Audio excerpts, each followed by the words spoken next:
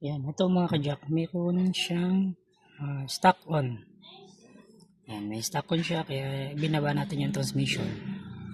Ngayon ipoprogram natin at i-clear natin yung yung tinatawag na code para ma-program natin. Yan, nabuka na at ipoprogram na natin. Punta lang kayo dito sa common special function. Yan, gearbox relearn. Yan, gearbox relearn.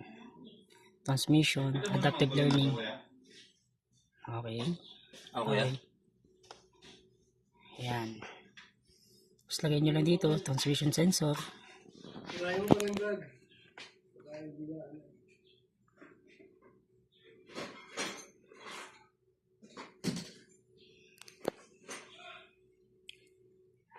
Hintayin nyo lang.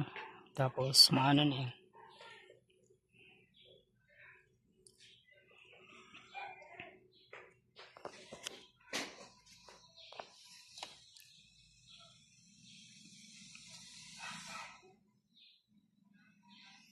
Ayan na.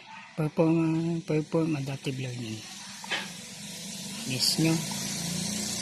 Yan. Ensure the transmission gear selector in park position. Okay. Yan, nakapark. Nakapark tayo.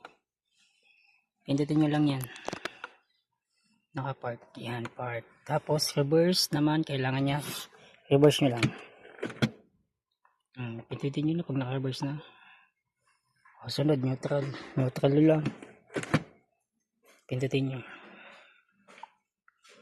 Yan. Tapos, drive. Pindutin nyo lang. Yan, sa S. Sports mode. Yan, okay na. Pumasok naman. Ibig sabihin dun sa selector, pasok naman siya lahat. Okay nyo lang. O, yan. Friction complete. Yan, low. Pag nilipat nyo, drive, neutral, reverse, and park. Yan, okay nyo lang. Position, engine off. Engine off. Okay, tayo nyo lang.